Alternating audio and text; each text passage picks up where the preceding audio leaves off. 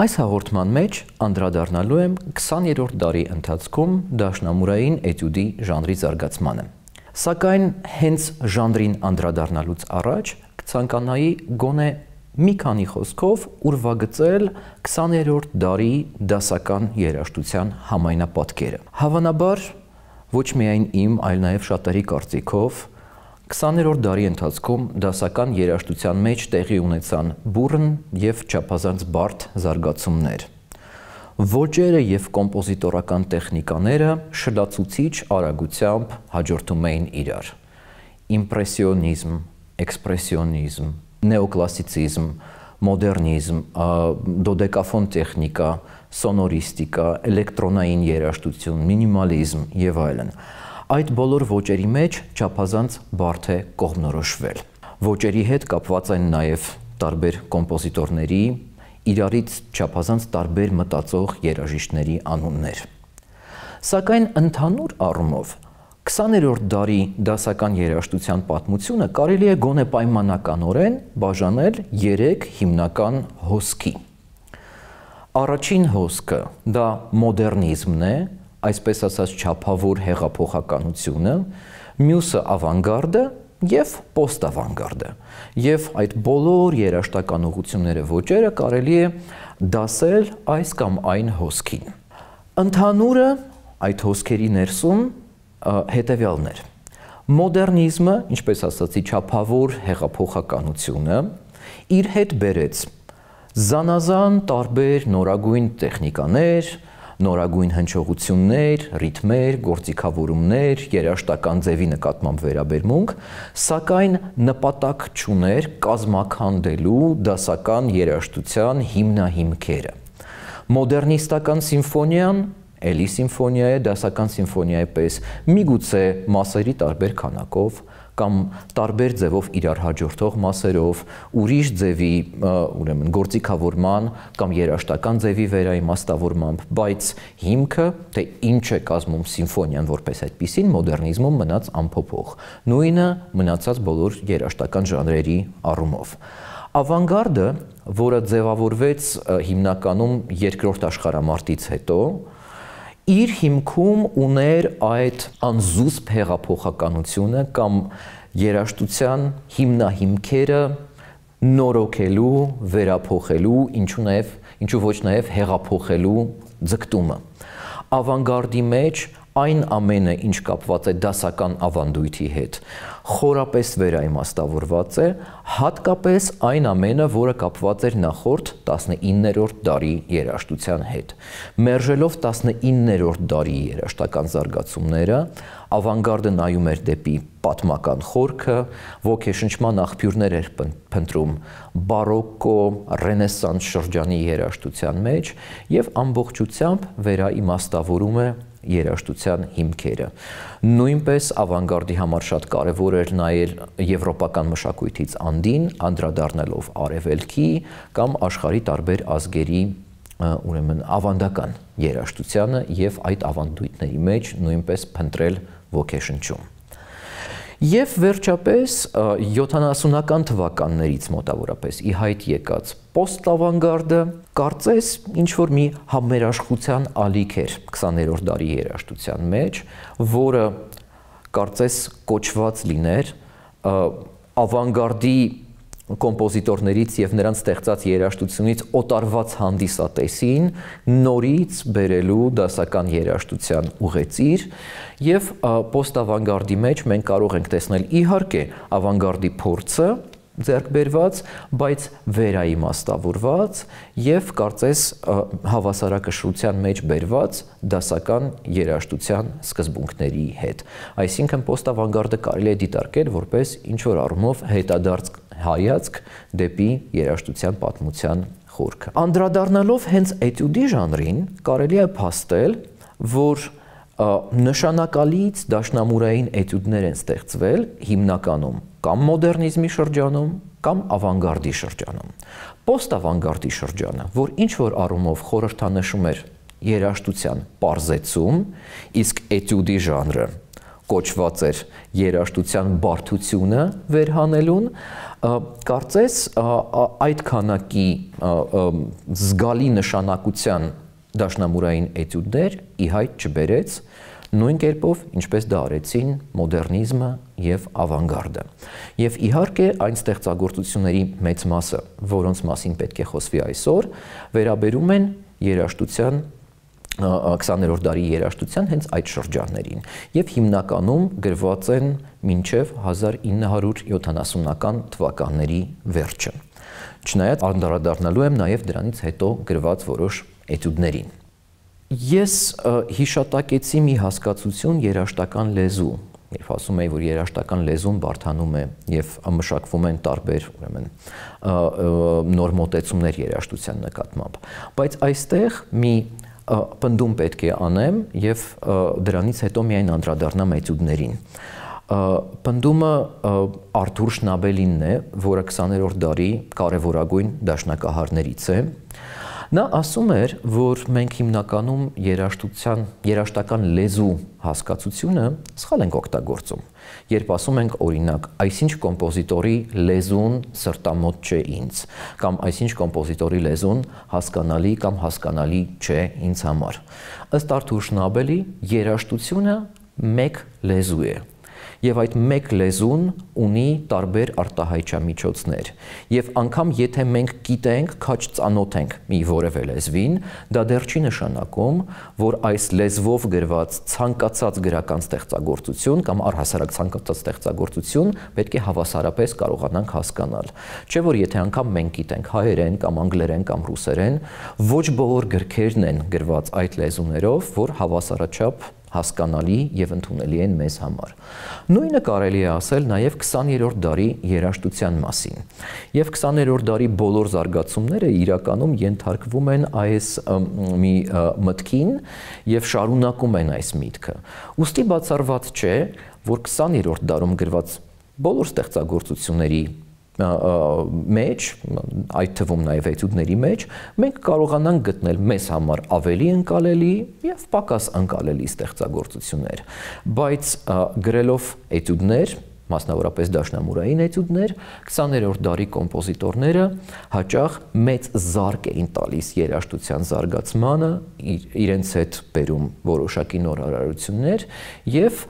նույն կերպով, ինչպես դա տեղի ունեցել 19-րդ դարում, 20-րդ դարում նույնպես ստեղծվեցին նոր պարադիգմներ, մտածողության նոր տեսակներ բերող էտյուդներ։ 20-րդ դարի դաշնամուրային էտյուդների մասին խոսելիս անհնար է շրջանցել երկու ռուս կոմպոզիտորի անունները։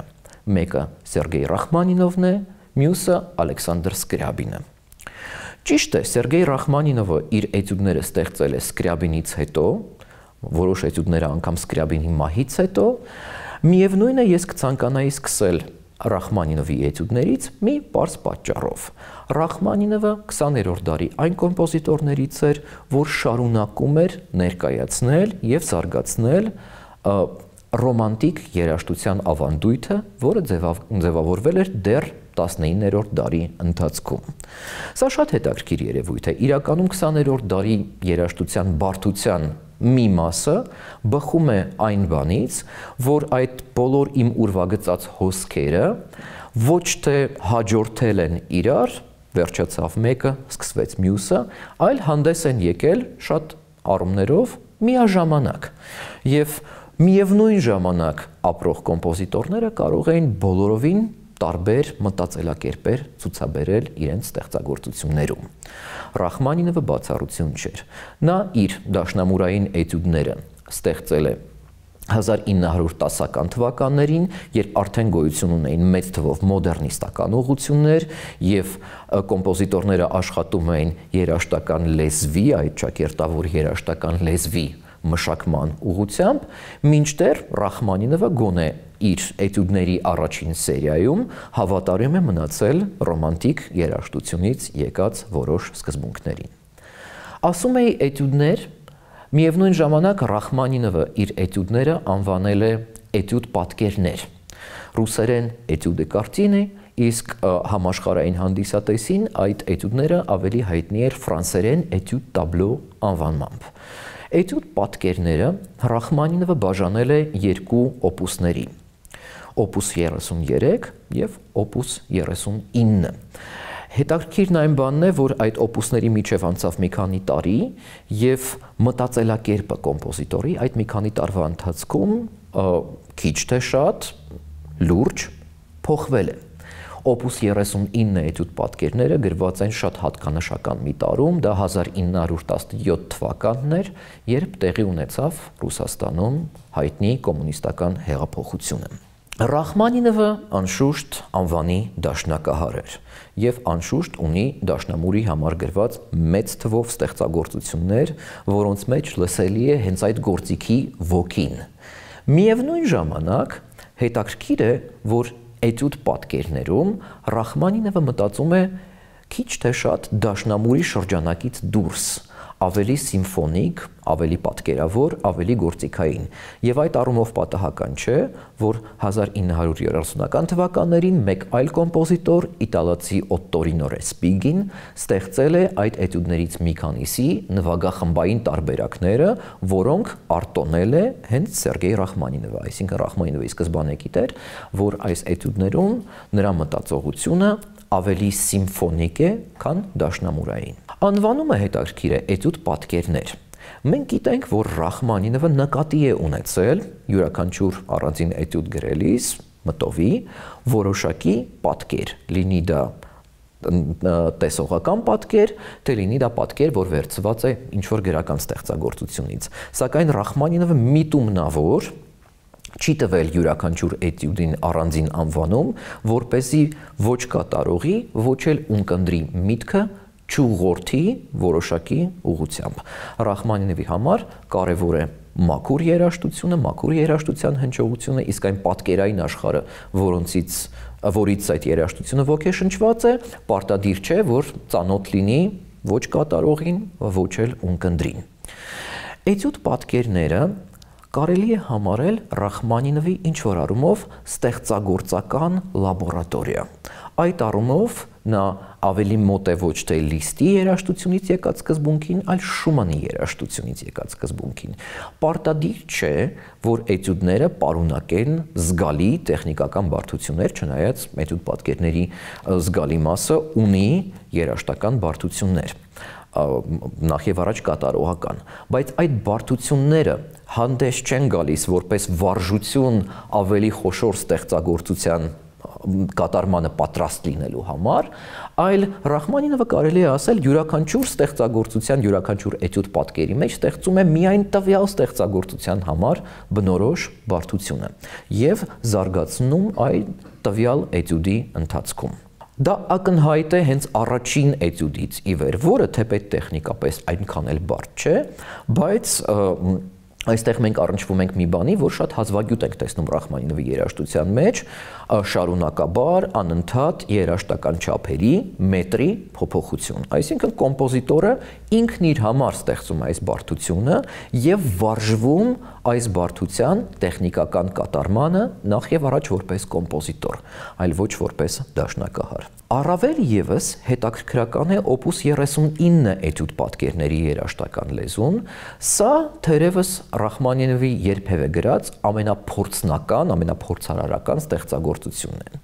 որտեղ թեկուզն այդ դուրս չի գալիս ռոմանտիկ երաժշտության պարադիգմից, հնչողությունից, հյուսվածքներից, բայց հարմոնիկ առումով բավականին կարելի ասել տարօրինակ ստեղծագործություն է, դա Ռախմանինովի այն ստեղծագործություններից չէ, որ ունկնդիրները կարող են միանգամից հիշել դրա մեղեդին կամ որը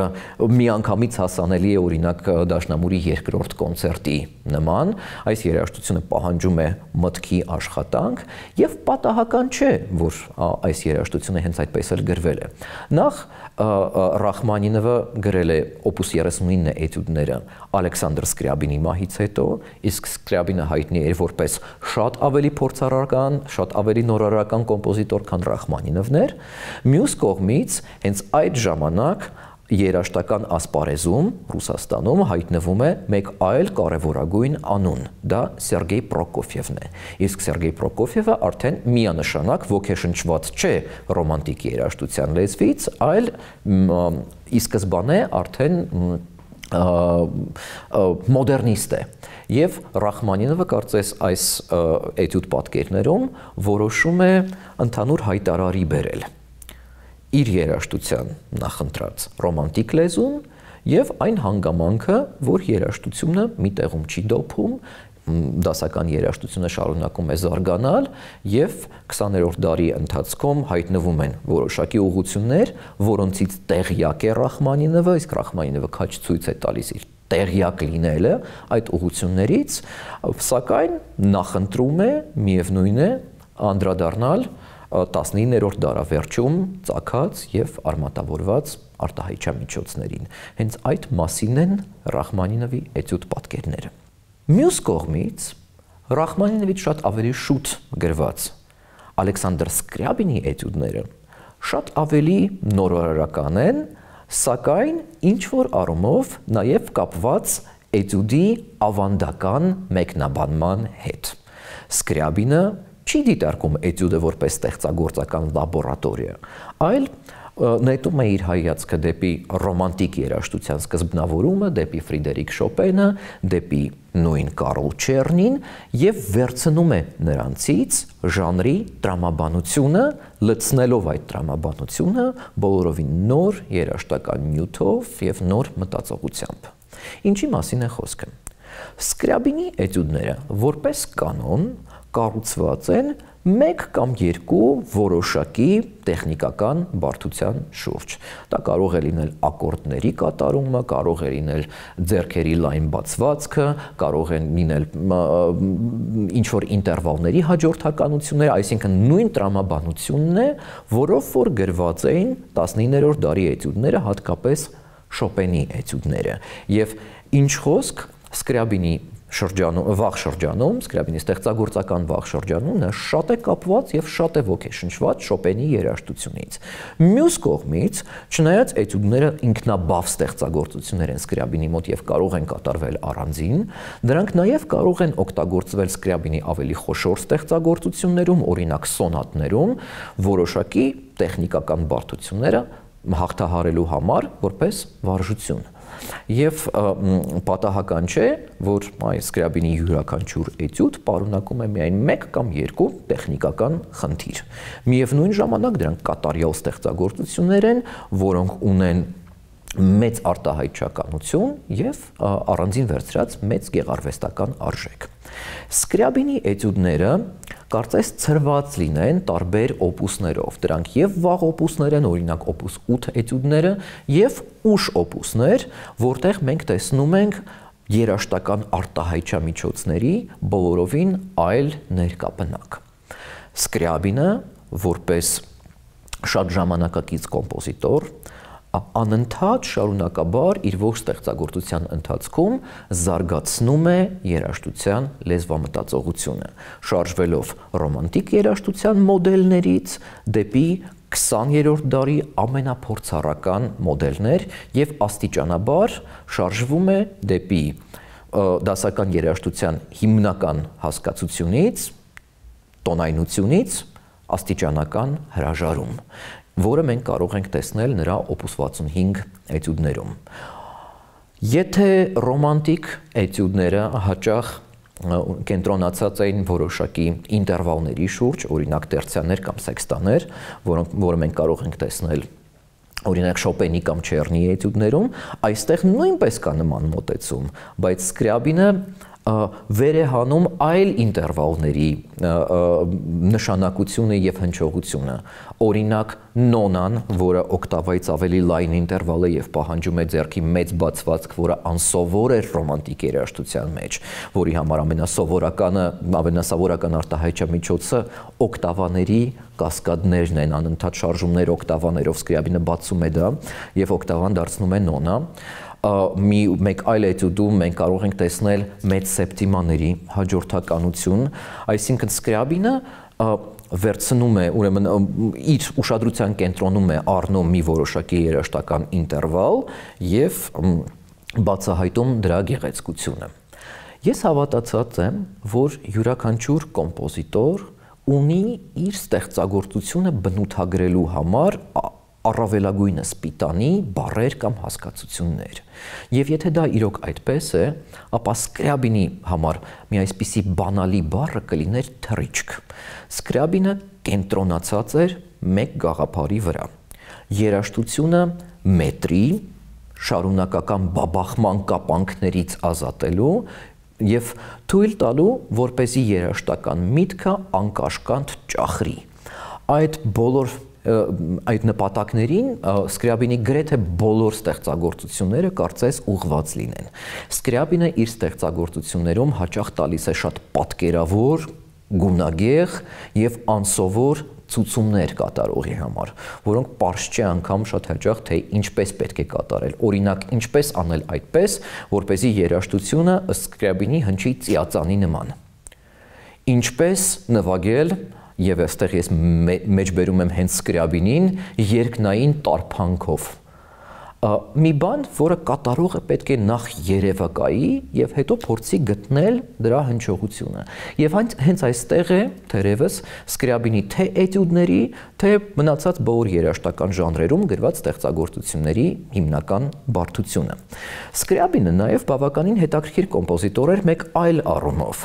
Նա գրել է երաժշտություն կամ դաշնամուրի համար, կամ սիմֆոնիկ նվագախմբի համար։ Սկրյաբինը չունի կամերային երաժշտություն, գրեթե չունի վոկալ երաժշտություն, անշուշտ ունի ինչ-որ 1-2 երգ, բայց Սկրյաբինի հիմնական հետաքրքրության հիմնական կետերն էին դաշնամուրը մի կողմից եւ մեծ սիմֆոնիկ նվագախումբը մյուս կողմից։ Դա էլ իր հերթին նշանակում է մի բան, որը տիպիկ է նաև Ռախմանինովի երաժշտության համար, իրականում դա իր երաժշտության, իր դաշնամուրային երաժշտության սիմֆոնիկ թափն է, այդ բացությունն է եւ գունագեղությունը։ Դա եւս մի բառ է, որի վրա ես կուզենայի ուշադրություն դարձնել, մեկ այլ բանի պատճառով։ Սկրյաբինը այն մարդկանցից էր, որին հատուկ էր մի այսպիսի ասեմ զգացողություն կամ ավելի շուտ հատկություն, դա սինեսթեզիան էր։ Սինեսթեզիա նշանակում է մեկ երևույթ մտովի կամ զգացմունքային առումով կապելու ունակությունը մեկ այլ իր հետ բոլորովին կապ չունեցող երևույթի հետ։ Տվյալ դեպքում Սկրյաբինը ասոցացնում էր, զուգորդում էր երաժշտական հնչյունները կամ տոնայնությունները գույների հետ։ Սկրյաբինը ուներ բացարձակ լսողություն, կարող էր տարբերել հնչյունի բացարձակ ձայնաբարձրությունը եւ Սկրյաբինի մտքում յուրաքանչյուր ձայնաբարձրություն եւ յուրաքանչյուր տոնայնություն կապված էր որոշակի գույնի հետ։ Դրան գումարած Սկրյաբինի երաժշտության մեջ տրամադրությունները կարող են շատ արագ փոխվել, իհարկե ոչ էտյուդներում, որտեղ էտյուդների հիմնականում մեկ արտահայտչամիջոցի շուրջ են կառուցված, բայց ուշ շրջանում նաեւ էտյուդներում մենք կարող ենք տեսնել այս անցումները մեկ տրամադրությունից դեպի մյուսը շատ արագ եւ գումարելով դա Սկրյաբինի սինեսթեզիային, մենք կարող ենք հասկանալ, որ նրա էտյուդները բավականին վառ գունեղ ստեղծագործություններ են, որոնք բացահայտում են թե տեխնիկական բարդությունները, թե մեկ այլ հասկացություն, որ խիստ կարևոր է երաժշտության համար, տուշեն, այսինքն հպումը, թե ինչպես է դաշնակահարը հպվում ստեղնին, ինչպես է դաշնակահարը կառուցում մեղեդին որպես մի ամբողջություն, ինչպիսի նրբությամբ շերտավորված է այդ երաժշտության մեջ նվագակցությունը եւ այլն։ Դրանք կազմում են Սկրյաբինի երաժշտության ծայրաստիճան, ծայրահեղ նրբության հիմքը։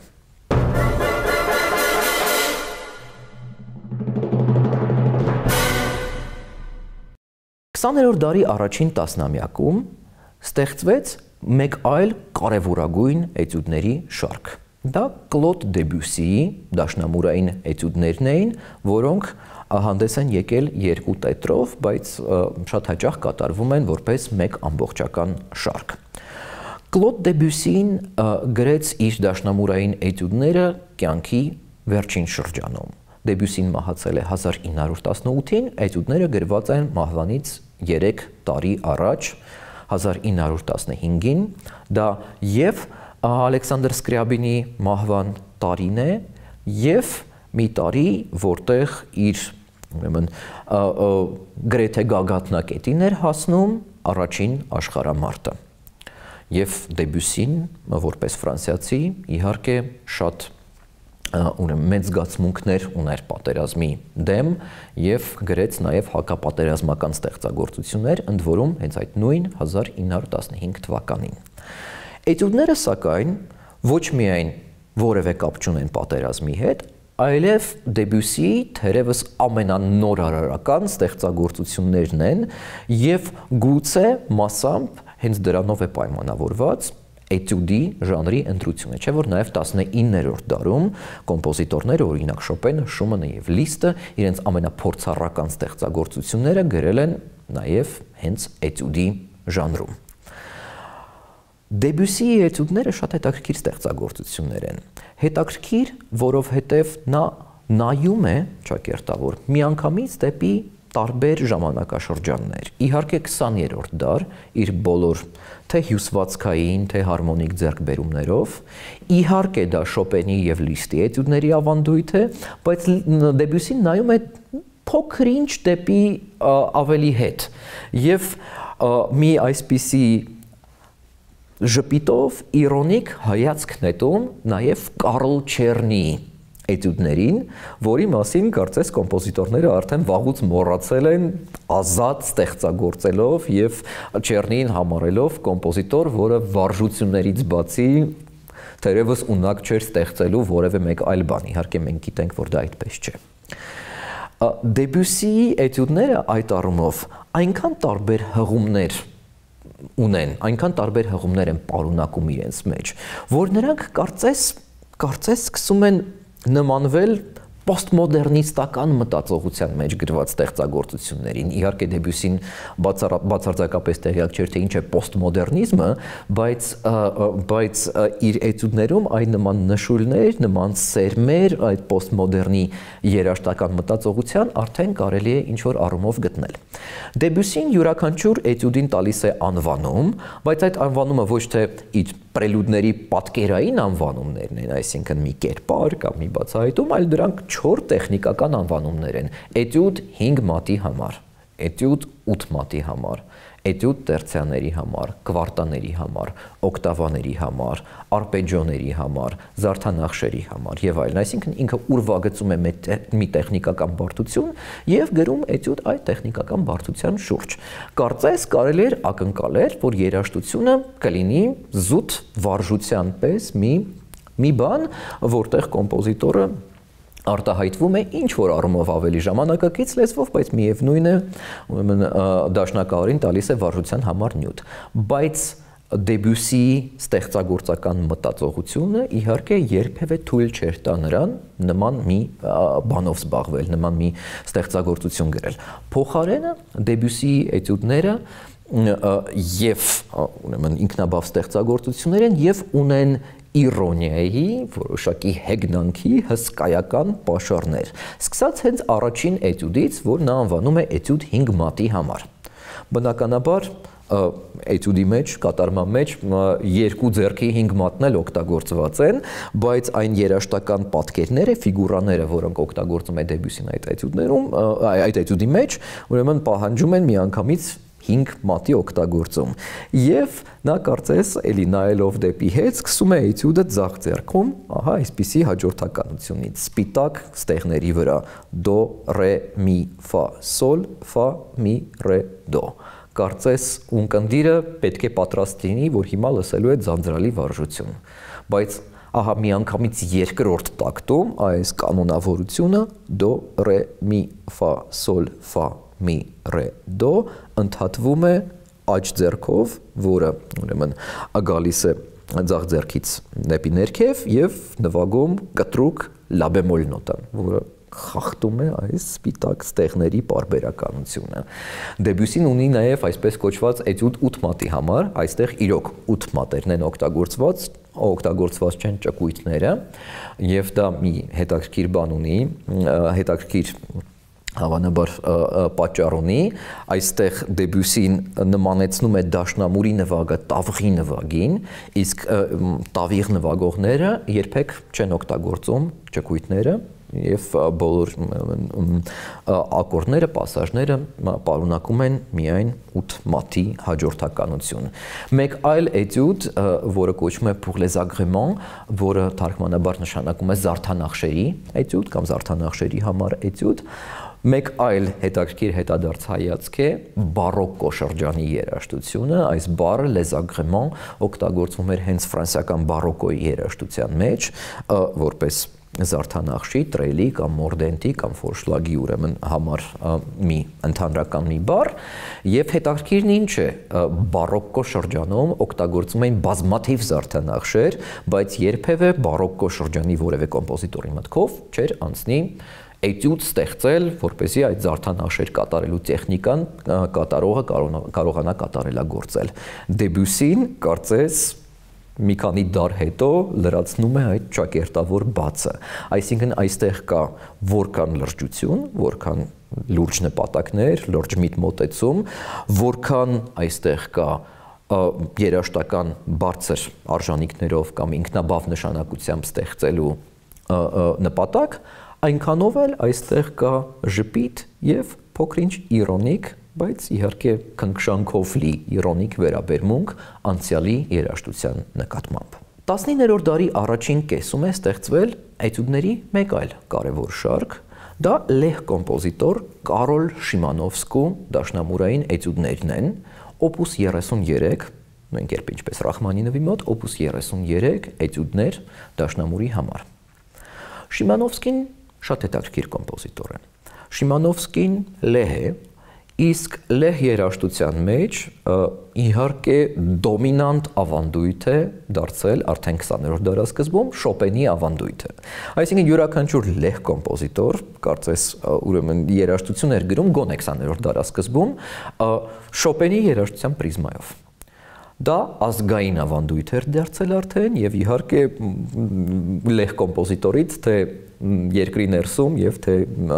դրսում ակնկալում էին այս մի ավանդույթի շարունակականություն։ Եվ Շիմանովսկին թերևս հուսախաբ չի անում իր ունկնդիրներին, բայց Շիմանովսկին անշուշտ մոդեռնիստ կոմպոզիտոր է եւ ինքը առաջ է տանում երաժշտական լեզվի զարգացումը այն կետից, որտեղ որ թողել են այդ երաժշտական լեզվի զարգացումը իր նախնիները։ Եվ իհարկե օպուս 33 էտյուդները Շիմանովսկու կարելի է համարել բավականին էքսպերիմենտալ, բավականին նոր երաժշտական լեզվով գրված ստեղծագործություն։ Մինչ այդ Շիմանովսկին արդեն ուներ փորձ դաշնամուրային էտյուդներ գրելու։ Նա ստեղծել է օպուս 4 էտյուդները, որոնք ավելի հարում են ռոմանտիկ ավանդույթին։ Օպուս 33 էտյուդները շատ ավելի նորարարական են եւ շատ ավելի հետաքրքիր պարադիգմներ եւ հասկացություններ են առաջ քաշում։ Նախ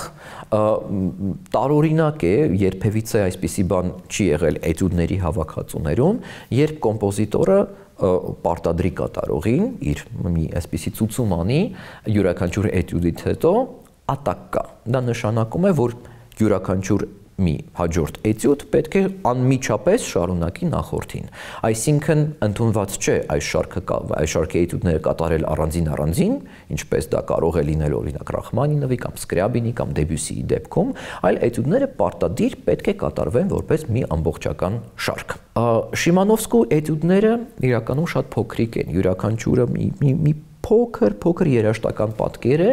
եւ կարող է հարց ծագել, թե ինչու այս կոմպոզիտորը անվանեց այս ստեղծագործությունները հենց էտյուդներ, այլ ոչ օրինակ պրելուդներ, որը շատ ավելի տրամաբանական կլիներ, ելնելով երաժշտության բովանդակությունից։ Բանն այն է, որ էտյուդի ժանրի հետ այստեղ մի ընդհանուր հասկացություն կա, դա կենտրոնանալ մի որևէ տեխնիկական բարդության վրա, մեկ տվյալ ստեղծագործության ներսում։ Դա հենց այն բանն է, որը անում է Շիմանովսկին, եւ արդյունքում նրա մոտ ստացվում է այս երաժշտական բարդությունների, երաժշտական տարբեր տեխնիկաների հավաքածու ցուցաբերող ստեղծագործություն։ Եթե իր ուշ շրջանի ստեղծագործություններում Սկրյաբինը աստիճանաբար հրաժարվում էր տոնայնությունից, Շիմանովսկու էտյուդներում մենք կարող ենք տեսնել, որ այդ նույն գործընթացը կարծես գրեթե ավարտին է հասցված։ Իհարկե, դեռևս էտյուդներից մեկում մենք կարող ենք տեսնել բանալիի մոտ, սոլի բանալիի մոտ նշաններ, որը ինչ որ առումով առաջարկում է մի տոնայնական ուղղվածություն, տվյալ դեպքում եթե չեմ սխալվում մի բեմոլ մաժոր տոնայնություն, բայց բայց մնացած բոլոր էտյուդներում գրեթե երբեք մենք այլևս չենք լսի տոնայնություն, դրանք բոլորը ճախրում են մի այսպիսի terra incognita-ի մեջ, երաժշտական լեզվի, իսկ 20-րդ դարի ամենափորձարարական կոմպոզիտորներն էին դա անում, դա եւ Արնոլդ Շոնբերգն էր, եւ Անտոն Վեբերն, եւ Ալբան Բերգը, ճիշտ է Շիմանովսկին գալիս է բոլորովին ուրիշ դպրոցի ակունքներից, նա երաժշտական առումով ավելի մոտ է իմպրեսիոնիստներին, ավելի մոտ է Սկրյաբինին, բայց միևնույն ժամանակ մենք կարող ենք տեսնել այս էտյուդներում նույնպես նոր երաժշտական արտահայտչականության, նոր համահանչումների եւ նոր հարմոնիայի որոնում, որը շատ անսովոր էր 1922 թվականին, այսինքն այն ժամանակ, երբ գրվեցին այդ էտյուդները։ Միևնույն ժամանակ, հետ գնալով եւս 4 տարի, 1918 թվական,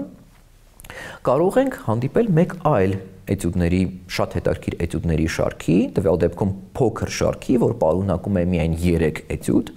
դա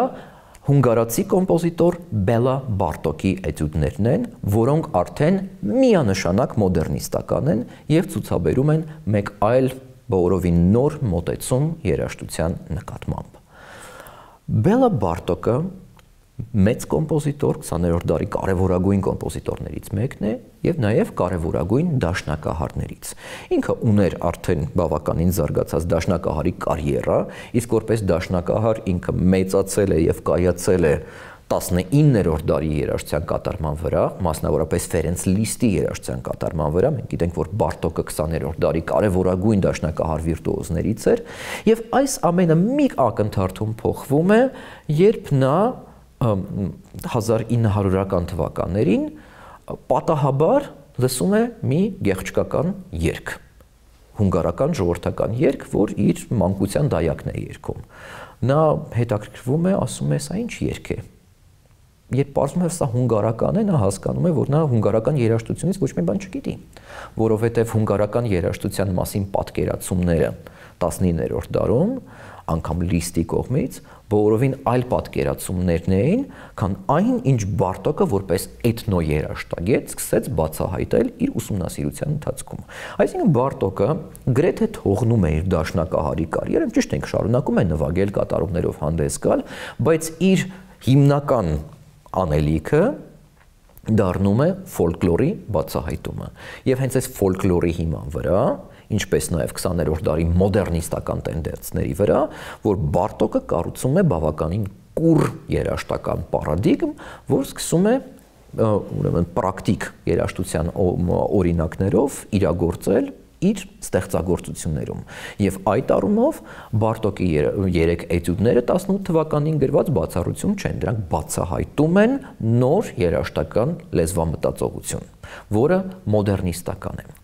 Առհասարակ, դաշնակահարների եւ ինչու ոչ նաեւ ունկնդրի մի մասի մոտ կա այսպիսի թյուր ըմբռնում 20-րդ դարի երաժշտության վերաբերյալ, գոնե 20-րդ դարի առաջի կեսի երաժշտության վերաբերյալ, գոնե Բարտոկի սերնդի կոմպոզիտորների վերաբերյալ, որ այստեղ ձայնարտաբերման նրբությունը շատ ավելի քիչ նշանակություն ունի եւ բավական է բոլոր նոտաները նվագել ճշգրիտ իրենց տեղում ու երաժշտության կատարումը կարծես կայանում է։ Սա մի ընդունված մի թյուր ըմբռնում է, որ ցավոք սրտի մինչև այսօր դեռևս կա, թե երաժիշտների եւ թե ունկնդիրների շրջանակում։ Իրականում, այո, անշուշտ մոդեռնիստ կոմպոզիտորները շատ հաճախ դաշնամուրը ընկալում էին որպես ստեղնաշարային, հարվածային գործիք։ Եվ այդ առումով պատահական չէ, որ Բարտոկը դաշնամուրի համար գրել է նաև այնպիսի ստեղծագործություններ, ինչպիսիք են օրինակ սոնատ 2 դաշնամուրի եւ հարվածայինների համար, կամ նույն Բարտոկը գրել է մեկ այլ ստեղծագործություն, որը կոչվում էր երաժշտություն լարայինների, հարվածայինների եւ չելեստայի համար եւ հարվածային գործիքների թվում էր նաեւ դաշնամուրը։ Այսինքն մոտեցումը դաշնամուրի նկատմամբ որպես հարվածային գործիքի իրականում կար թե Բարտոկի, թե Ստրավինսկու, թե 20-րդ դարի առաջին կեսի շատ այլ կոմպոզիտորների մոտ։ Միևնույն ժամանակ 19-րդ դարի երաժշտության նրբությունը, անցումների ճկունությունը չի մոռացվել։ Եվ իրականում Բարտոկը իր երաժշտության մեջ խիստ ուրեմն փոքրիկ դոզաներով ժամանակ առ ժամանակ տալիս է թե մեկը եւ թե մյուսը եւ թե մեկի բացակայությունը թե մի կարողության բացակայությունը հա դաշնամուրը ընկալել որպես հարվածային գործիք թե մյուս ուրեմն այդ ձայնարտաբերման քնքշանքի յուրաքանչյուր նոտայի նկատմամբ ուրեմն ճկուն վերաբերմունքի ուրեմն նշանակությունը երկուսն էլ շատ մեծ կարևորություն ունեն Բարտոկի երաժշտության համար։ Մեկը չի կարող գոյություն ունենալ առանց մյուսի։ Դրա վառ ապացույցն է օրինակ երկրորդ էտյուդը, որը օգտագործելով Լիստի երաժշտությունից բխած Լիստի ամենակնարական ստեղծագործություններից եկած ֆակտուրաները, երաժշտական հյուսվածքները, միևնույն է համատեղում է դրանք 20-րդ դարի երաժշտության բարդությունների հետ։ Երրորդ էտյուդը բոլորովին այլ մտահղացք ունի, երրորդ էտյուդը Բարտոկի դա նրա երևի ամենահատկանշական դաշնամուրային ստեղծագործություններից է եւ պահանջում է հստակ կատարման ճշգրտություն բարդագույն ռիթմեր կատարելու ընթացքում եւ դաշնակահարը կարծես ժամանակ առ ժամանակ դառնում է մի այսպիսի մեխանիզմ, որը պետք է իր գործը կատարի գրեթե մեխանիկական ճշգրտությամբ, բայց միևնույն ժամանակ այս մեխանիկական ճշգրտություն պահանջող երաժշտական հատվածները ընդմիջվում են ճկուն երաժշտական ֆրազավորում եւ ռուբատո, այսինքն ազատ կատարում պահանջող երաժշտական հատվածներով։ Ահա այսպիսինն է Բարտոկի երաժշտության մտածողությունը եւ ահա այսպիսի էտյուդներ է ստեղծում նա։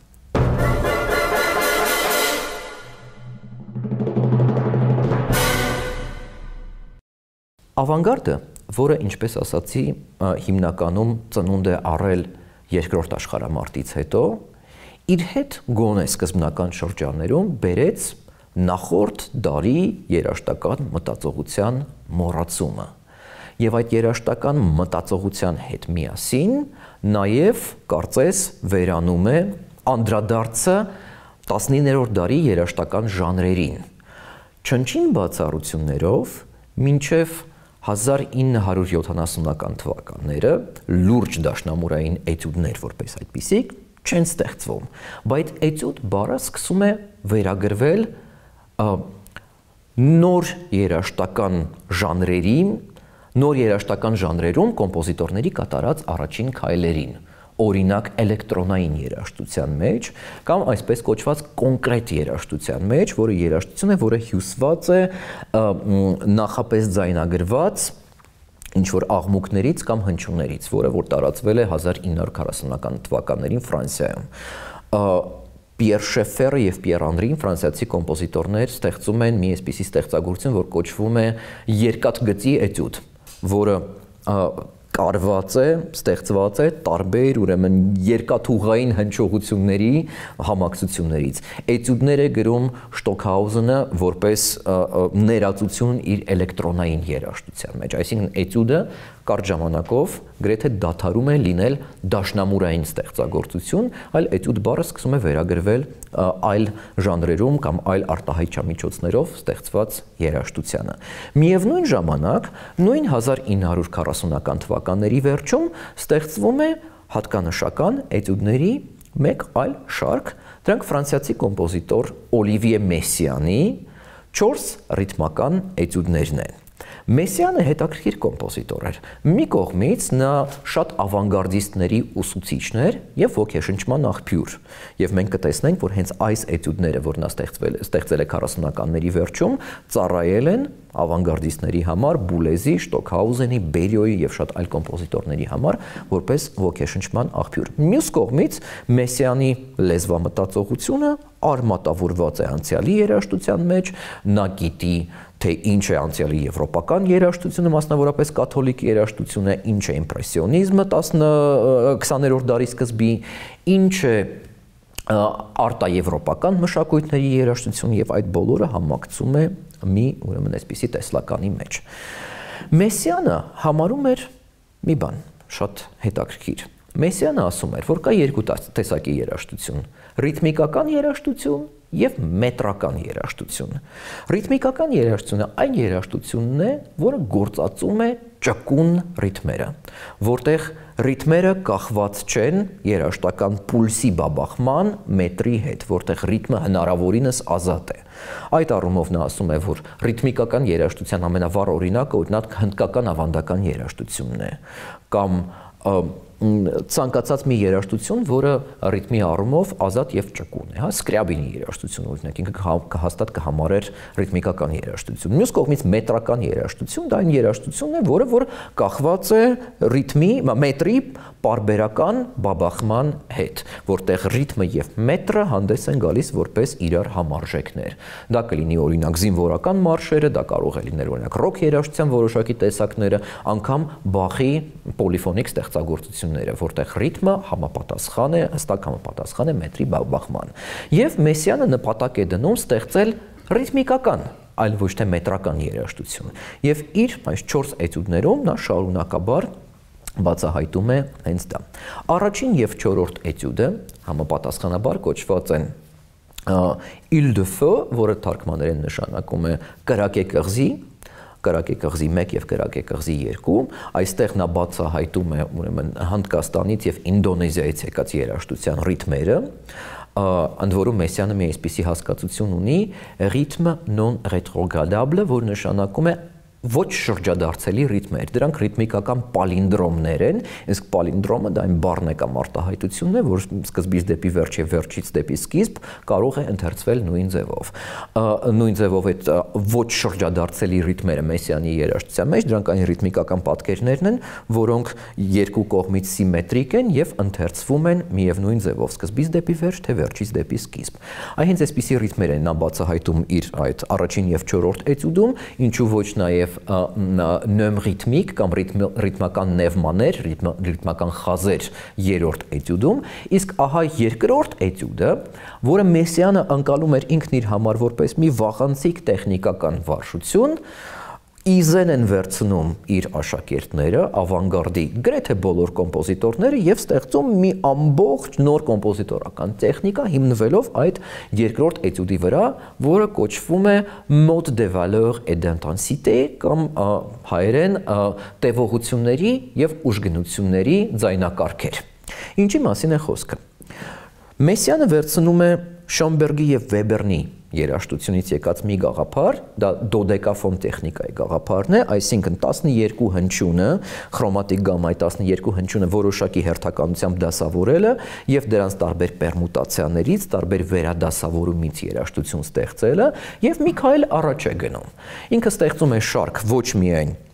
ձայնաբարձրությունների համար, այլ նույնպիսի շարք ստեղծում է նաև ուժգնությունների համար, որտեղ տարբեր ուժգնություններ է դասավորում, պիանիսիմոից մինչև ֆորտիսիմո մեծ ուրեմն շրջանակում, նույնը անում է տևողությունների համար, տարբեր երաժշտական տևողություններ հատկանշող նոտաների համար, եւ նույնը անում է նաև արտիկուլյացիա, այսինքն երաժշտական առոգանության համար։ Ստեղծում է 4 այսպիսի շրջան, որ ինքը սկսում է իր ուրեմն համադրել տարբեր ժամանակներ, տարբեր ուրեմն ձևերով իրար հետ, եւ արդյունքում այս տեխնիկան անվանվում է տոտալ սերիալիզմ, այսինքն սերիալիզմ կամ ուրեմն շարքային մտածողություն, շարքեր կազմելու, ուրեմն կազմելուց բխած մտածողություն, որը վերագրված է ոչ միայն ձայնաբարձրություններին, այլ նաև երաժշտական լեզվի մնացած բոլոր բաղադրիչներին։ Եվ ահա այսպիսի մի բան, ուրեմն իմանում են նրա ուսանողները, օրինակ Պիեր Բուլեզը կամ Կարլ Հայնց Շտոքհաուզենը, որ դասեր են վերցնում նրանից գերմանական Դարմշտադտ քաղաքում պատերազմի ավարտից հետո, եւ ստեղծում են մի ամբողջ կոմպոզիտորական տեխնիկա, որ գոնե 1 տասնամյակ կամ մի տասնամյակից ավելի շատ էր հետաքրքրում եվրոպացի կոմպոզիտորներին։ Միևնույն ժամանակ Մեսսիանը այլևս նման տեխնիկային չի անդրադարձել, եւ դա նրա երաժշտության մեջ եզակի երևույթ է։ 1970-ական թվականներին ի հայտ եկան եւս որոշակի դաշնամուրային էտյուդների կարևոր շարքեր, որոնք գրված էին ավանգարդը ներկայացնող կոմպոզիտորների կողմից, բայց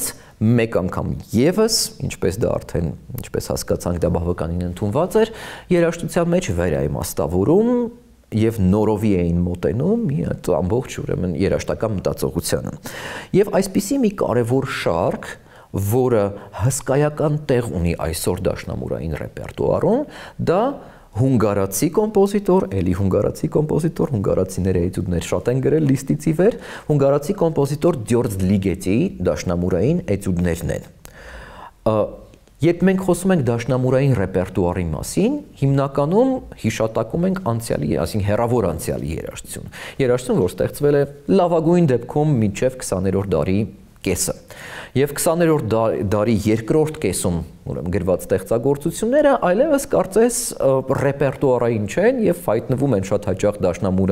դաշնակահարների նվագացանկում որպես բացառություն, որպես հավելում։ Միևնույն ժամանակ Լիգետի դաշնամուրային էտյուդները ճիշտ այնպես ինչպես Լիստի էտյուդները կամ Շոպենի էտյուդները կամ դասական այլ կոմպոզիտորների էտյուդները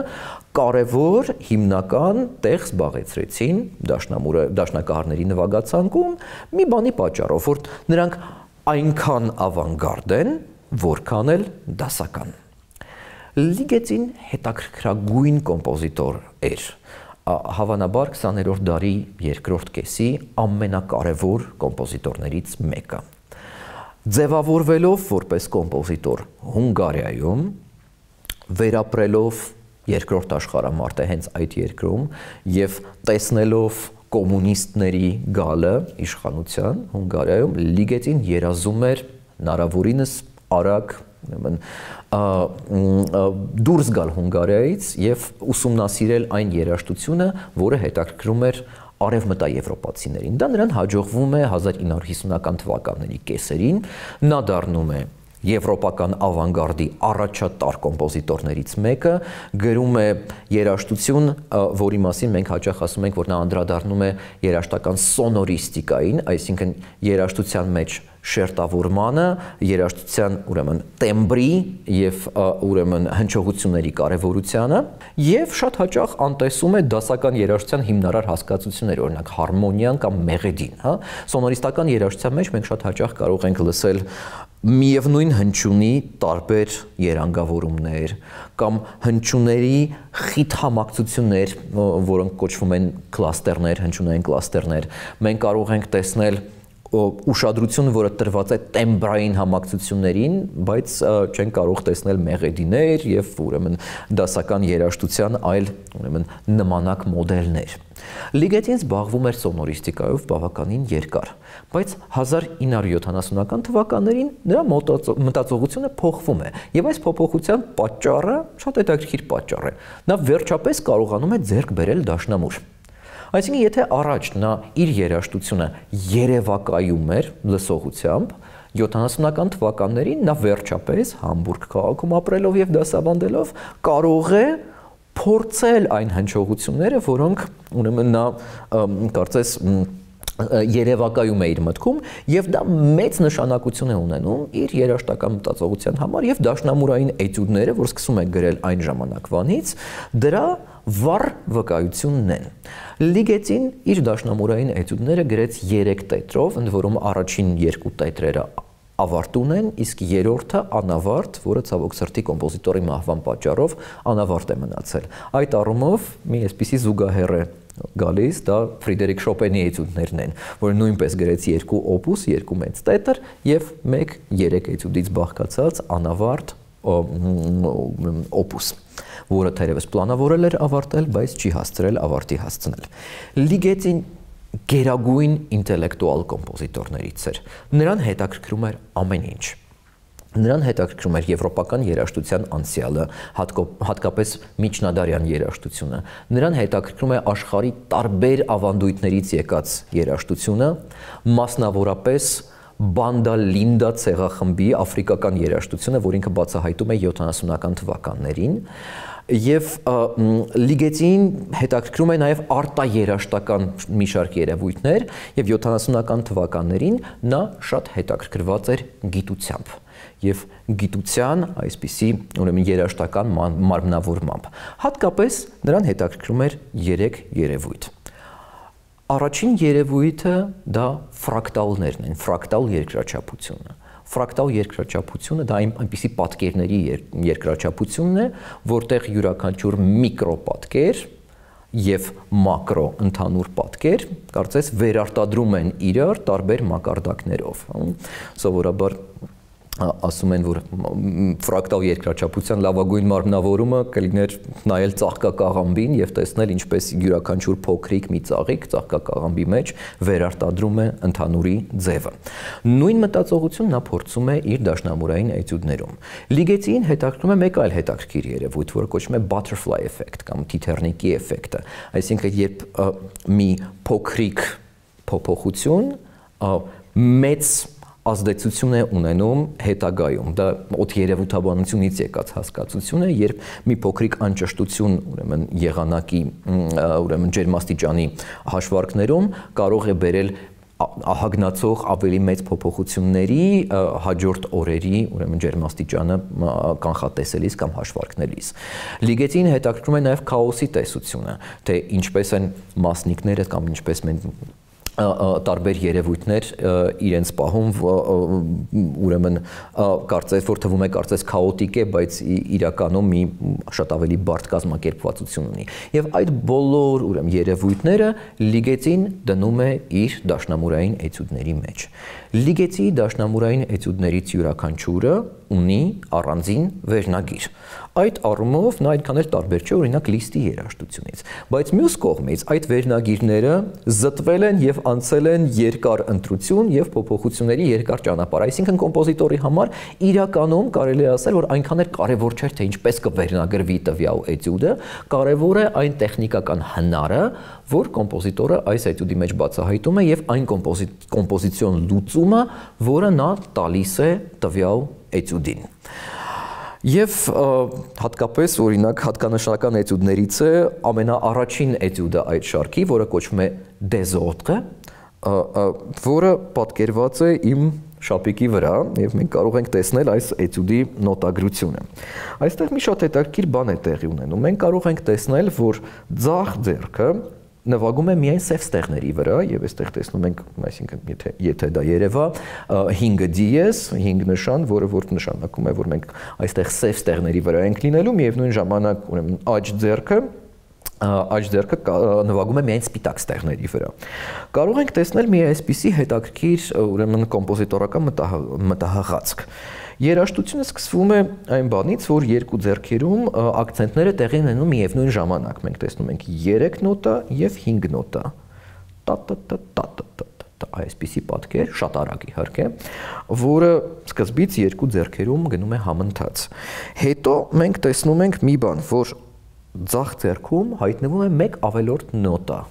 Եվ այս կատարյալ ակցենտները, որոնք աջ ձեռքը եւ ձախ ձեռքը կատարում էին միևնույն ժամանակ, դառնում են կատարյալ խառնաշփոթ, կատարյալ disorder կոմպոզիտորի լեզվով ասած, շատ արագ։ Յուրաքանչյուր 4 տակտը 1 ձախ ձեռքը ավելացնում է մի նոտա այս պատկերին եւ խառնաշփոթը երկու ձեռքերում ակցենտների միջև դառնում է ել ավելի ահագնացող եւ վերանում է մի կարծես կատարյալ խառնաշփոթի միջև այն պահը, երբ ուրեմն երկու ձեռքերը հավասարվում են իրար նորից եւ այդ նույն ցիկլը շարունակվում է։ Սա շատ հետաքրքիր լուծում է, որ երբեք դաշնամուրային երաժշտության մեջ մենք կարծես չենք տեսել։ Մյուս էտյուդը, թիվ 13 էտյուդը, որ կոչվում է L'escalier du diable կամ Սատանայի սանդուղքը, մի հետաքրքիր պատմություն ունի, ասում են, որ Լիգետին ժամանակին Ամերիկայում հեծանիվ քշելով, ուրեմն հայտնվում է տորնադոյի մեջ, մի ուժեղ քամու մեջ, որը ինչքան էլ ինքը փորձում է արագ շարժվել հեծանիվով, միևնույն է նրան հետ է ուղարկում, կարծես ինքը սկսում է նորից այս ուրեմն հրաշքների աշխարհում Ալիսայի պես կարծես սկսում է վազել, արագ շարժվել նորից նույն կետից եւ որպեսզի ինքը մնա նույն տեղում, ինքը պետք է շատ արագ շարժվի, իսկ որպեսզի շարժվի առաջ պետք է շարժվի ել ավելի արագ։ Այս էտյուդը մենք կարող ենք տեսնել, որ անընդհատ ուրեմն դաշնամուրը մենք տեսնում ենք, որ ստորին ռեգիստրից սկսվելով անընդհատ բարձրանում է դեպի վեր եւ նորից հետ մղվելով նորից սկսում ամենասկզբից, հա, այսպիսի մի մոտեցում կա։ Մեկ այլ էտյուդ, որը կոչվում է touche bloquée կամ բլոկված, սեղմված ստեղներ, մի շատ հետաքրքիր ուրիշ տեխնիկա է բացահայտում։ Այս տեխնիկան ուրեմն հետևյալն է. մի ձեռքով անձայն սեղմվում են դաշնամուրի վրա որոշ ստեղները, մյուս ձեռքով դաշնակահարը նվագում է շատ արագ պասաժներ, որոնք երբեմն պարունակում են այս լուր գոյություն չունեցող նոտաները, չլսվող նոտաները, երբեմն որոշ նոտաներ լսվում են։ Արդյունքում առաջանում են շատ բարդ ռիթմեր, որոնք թվում է թե շատ արագ դաշնամուրի մատները շարժվում են, թվում է թե ամեն ինչ պետք է լինի պարբերական, բայց քանի որ ինչ որ նոտաները արանքներում լուր են, այդ նոտաները չեն լսվում եւ ստեղծվում է մի այսպիսի խառը ռիթմերի պատկեր եւ ինչքան շատանում են այս սեղմված կամ բլոկված, ինչպես ասում է Լիգետին, ստեղները, այնքան շատ է երաժշտությունը նմանվում, ինչպես մի երաժշտագետն է բնորոշել ցեցը կերած կտորի, որտեղ կա մի ինչ-որ երաժշտական հյուսվածք, որի մեջ կան անցքեր, որոնք որ խորհրդանշված են լռության միջոցով։ Միևնույն էտյուդի մեջ կա մի իրոնիկ հատված, որտեղ որ 19-րդ դարի համար տիպիկ օկտավային կասկադներն է Լիգետին վերարտադրում, բայց հատուկ մեջը գրում մի քանի սխալ նոտա, որպեսզի ունկնդրի մոտ տպավորություն ստեղծվի, որ դաշնակահարն է սխալվել։ Այսինքն դաշնակահարը նվագում է շատ ճիշտ, բայց ինչ որ մի այսպիսի ինտոնացիոն կեղտեր են առաջանում երաժշտության մեջ, որ ունկնդրին կարող է թվալ, որ դաշնակահարը սխալ է նվագում։ Այսպիսի մի իրոնիկ, մի ժպիտ կա նաև կատարողի նկատմամբ եւ 19-րդ դարում օկտավաների պասաժներ նվագելու նկատմամբ։ Լիգետին անշուշտ նոր խոսք է բերել դաշնամուրային էտյուդի ասպարեզում եւ հենց այդ պատճառով այդ էտյուդները այսօրվա դաշնամուրային նվագացանկում հիմնական ստեղծագործություններից են համարվում։ Միևնույն ժամանակ Լիգետի էտյուդները ունեին մեկ այլ շատ կարևոր ոգեշնչման աղբյուր։ Դա մի շատ հետաքրքիր կոմպոզիտորի ամերիկացի Conlon Nancarrow-ի էտյուդներն են,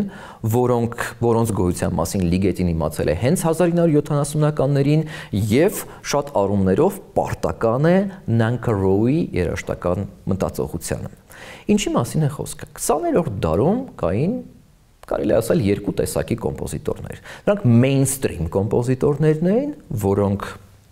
ուրեմն ստեղծել են այնպիսի երևույթներ, որոնք հետագայում օգտագործվել են շատերի կողմից կամ շարունակել են իրենց նախնիների մտածողությունը,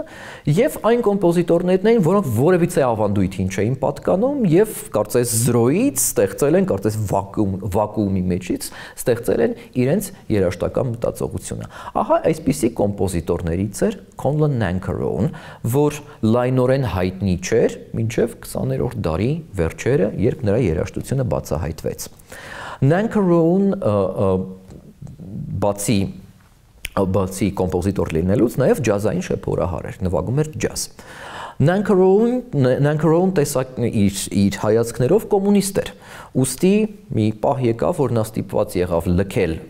Ամերիկան եւ հաստատվել Մեքսիկայում։ Nancarrow-ն կարելի է ասել տարված էր իր ամբողջ կյանքի ընթացքում մի գաղափարով։ Այդ գաղափարը հետևյալն էր. ստեղծել երաժշտություն մեխանիկական դաշնամուրի համար, այսինքն ստեղծել երաժշտություն, որպեսզի այդ երաժշտությունը չկատարի ոչ թե մարդը, այլ մեխանիզմը։ Այդ երաժշտությունը այնքան բարդ էր, որ այլևս անհնար էր զուտ մարդու կողմից կատարել այն։ Եվ Nancarrow-ն գրում է երաժշտություն մեխանիկական դաշնամուրի համար։ Առհասարակ մեխանիկական դաշնամուրը հետաքրքիր պատմություն ունի, հատկապես Ամերիկայի Միացյալ Նահանգներում։ Այն հաճախ սխալմամբ անվանում են պիանոլա, որտեղ պիանոլան դա այն ֆիրմաներից մեկն էր, որ արտադրում էր մեխանիկական դաշնամուր, բայց իրականում կային նաև այլ ֆիրմաներ։ Մեխանիկական դաշնամուրը աշխատում է նույն երաժշտական արգղիկի պրինցիպով։ Այստեղ կա մի գլան, որը շարժման մեջ է դրվում, գլանը ունի ձողեր եւ գլանի վրա ստվարաթուղթ, ծակոտկեներով ստվարաթուղթ է շարժվում եւ ուրեմն երբ ձողերը մտնում են այդ անցքերի մեջ, ուրեմն շարժման մեջ են դնում որոշակի ստեղներ դաշնամուրի վրա։ Այսինքն piano roller-ը դաշնամուրային այս գլանները ստեղծելու համար հատուկ պետք էր այս հատուկ ստվարաթուղթը ծակվի ինչ որ տեղերում անցքեր բացվեն, որպեսզի ուրեմն շատ հստակ աշխատանք է դա ուրեմն կարծես ուրեմն գոնե ոսկերիչի աշխատանքի նման մի աշխատանք, որը որ պետք է կատարվի ծայրաստիճան հստակ, որպեսզի ճիշտ պահին հնչի ճիշտ նոտան։ Մեխանիկական դաշնամուրի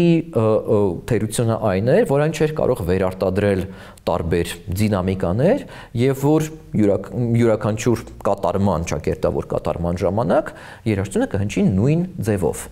Իսկ առավելությունն այն էր, որ այն կարող էր օգտագործվել այն տեղերում, որտեղ չկար մարդ, որը կարող էր կատարել, եւ նաեւ որ կարող էր մեխանիկական դաշնամուրի միջոցով կատարվել ցանկացած բարդության երաժշտություն։ Մի բան, որ շատ ձեռնտու էր, շատ բարդ ձևի մտածող Conlon Nancarrow-ին։ Եվ ինքը իր ամբողջ կյանքի ընթացքում ստեղծում է էտյուդներ մեխանիկական դաշնամուրի համար, այսինքն էտյուդներ, որոնք նախատեսված են ոչ թե մարդու կատարման համար, այլ մեխանիզմի կատարման համար։ Ինչ բարդությունների մասին է խոսքը Nancarrow-ի էտյուդներում։ Դրանք կարող են բազմազան լինել։ Երաժշտության ծայրաստիճան շերտավորում, այսինքն յուրաքանչյուր փոքր միկրոռեգիստրում կատարվում է ինչ-որ մի ռիթմի տեսքով մի երաժշտական իրադարձություն եւ այդ բոլոր ռիթմերը շերտավորվում են մեկը մյուսի գլխին։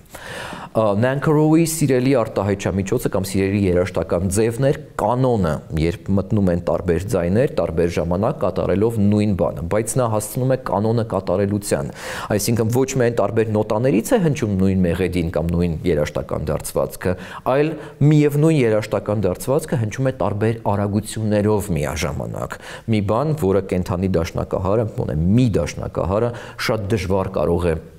կոորդինացնել։ Մյուս բարդություն օրինակ Nancarrow-ի էտյուդներից մեկը այսպիսի կառուցվածք ունի երկձայնություն, որտեղ մի ուրեմն ձայնում, որը որ ծայրահեղ ներքևի ռեգիստրում է,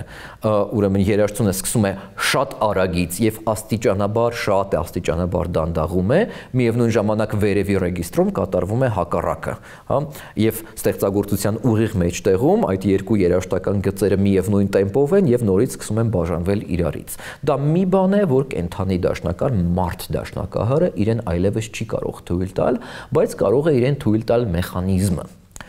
Եվ ահա այսպիսի ներ լիգետիի ոգեշնչման աղբյուրներից մեկը պարզապես Nancarrow-ի այն տեսլականը, որ մարդը այլևս այստեղ չի կարող մասնակցել եւ այս երաժշտությունը կարող է հանձնարարվել միայն մեխանիզմին, լիգետին դնում է ուրեմն ավելի կարծես հումանիզացնում է եւ նախատեսում է այսպիսի մտածողություն հենց կենթանի մարդ կատարողի, այլ ոչ թե մեխանիզմի համար։ 1970-ական թվականներին ստեղծվել է դաշնամուրային էտյուդների մեկ այլ շարք, բայց այդ շարքը իհարկե միայն մարգինալ առումով կարելի է համարել ավանդույթի շարունակություն։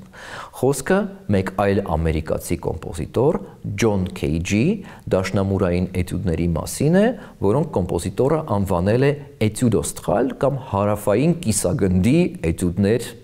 անվանումով։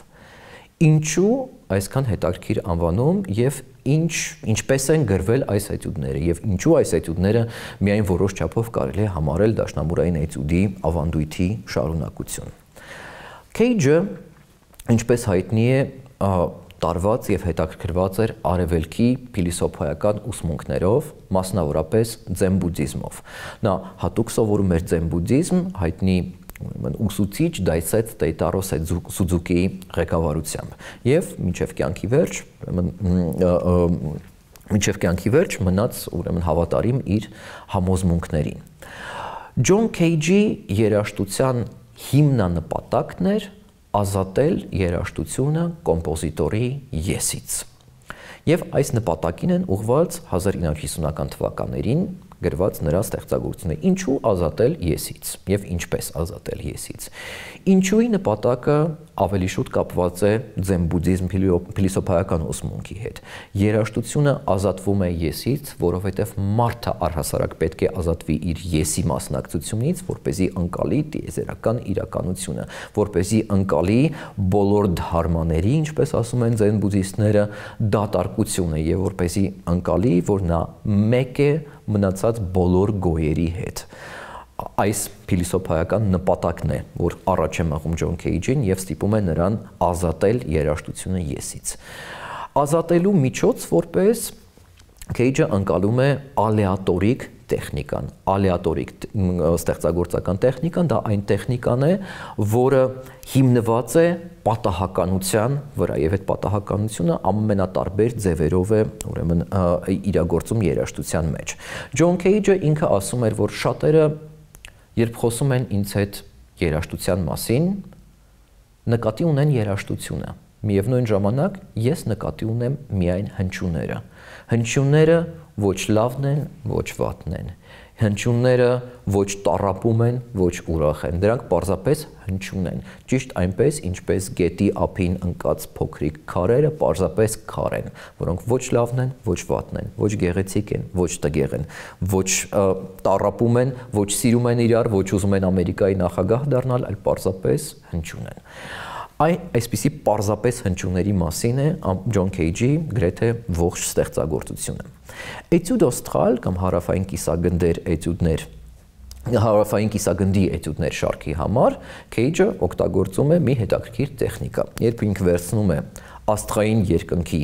քարտեզը, աստղային քարտեզը, համադրում է երաժշտական հնգագծի հետ եւ որտեղ որ կա մի աստղ, որ կա երկնային մարմին, ինքը ստեղծում է մի երաժշտական պատկեր։ Այդ երաժշտական պատկերը կարող է լինել կամ նոտա, կամ ագրեգատ, այսինքն երկու նոտա, 2-ից 5 նոտայից բաղկացած մի համահնչյուն։ Ընդ որում ինչ է անում Քեյջը նախքան այս էտյուդները ձեռնարկելը։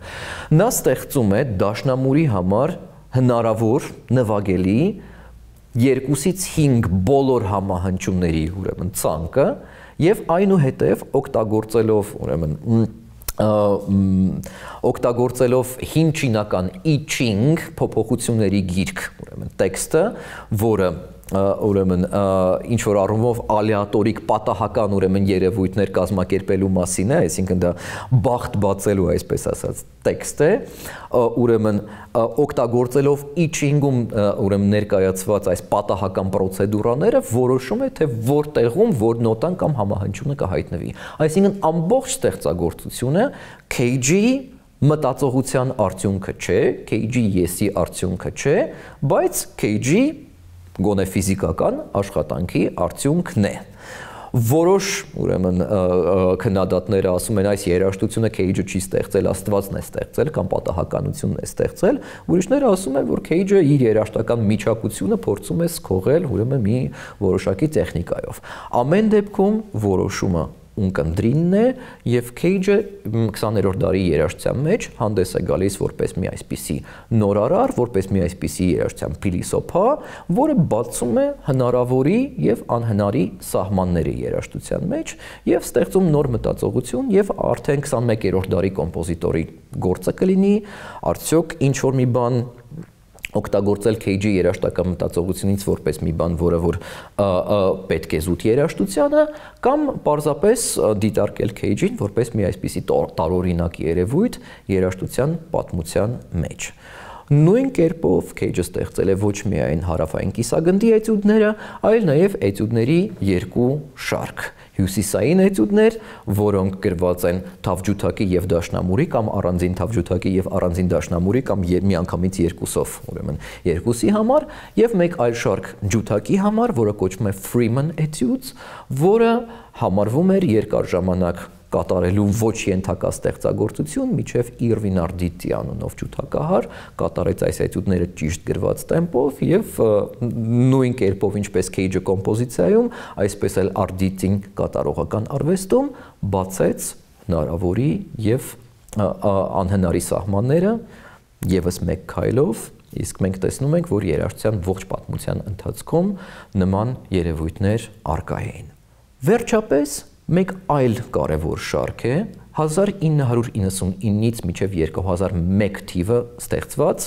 7 դաշնամուրային էտյուդները, որոնք գրվել են ֆրանսիացի կոմպոզիտոր Պասկալ Դյուսապենի կողմից, որոնք նույնպես շատ հաճախ կատարվում են տարբեր դաշնակահարների կողմից։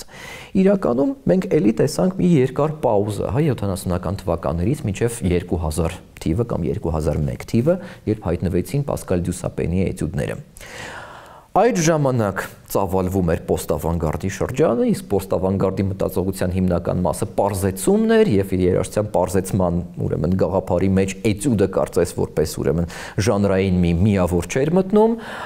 Այդ տարիներին գրված դաշնամուրային էտյուդներից կարելի է առանձնացնել իհարկե ամերիկացի կոմպոզիտոր Ֆիլիպ Գլասի էտյուդները, որոնք մինիմալիստական են եւ որպես էտյուդ, որպես ժանրի մարմնավորում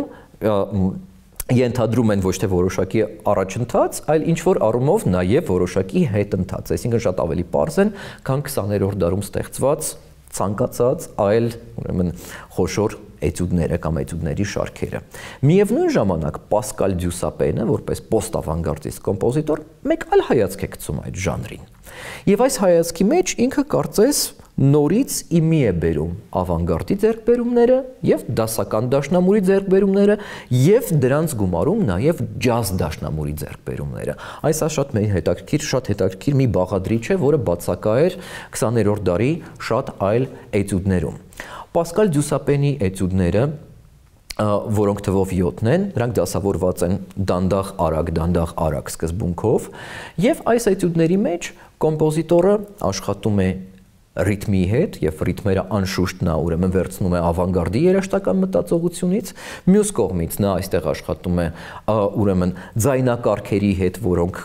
հղվում են ավելի շուտ անցյալի երաժշտությանը, մյուս կողմից առաջ է քաշում նոր ձայնարտաբերում, մասնավորապես ջազի ձայնարտաբերում, կտրուկ ակցենտներ կամ պասաժներ, որոնք որ թվում է իմպրովիզացիոն են, մյուս կողմից աշխատում է հենց ավանգարդից եկած որոշ արտահայտչամիջոցների հետ, որոնք էտյուդային ժանրում թերևս նոր են։ Օրինակ,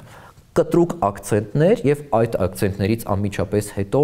պեդալով այդ ակցենտների արձագանքի որսում։ Մի բան, որ չկար օրինակ 19-րդ դարի երաժշտության մեջ, բայց շատ հաճախ օգտագործված էր ավանգարդի երաժշտության մեջ։ Եվ այդ առումով Պասկալ Դյուսապենի էտյուդները թերևս նորագույն խոսք են էտյուդի ժանրում, որը վստահ եմ դեռ կունենա 21-րդ դարում իր շարունակությունը։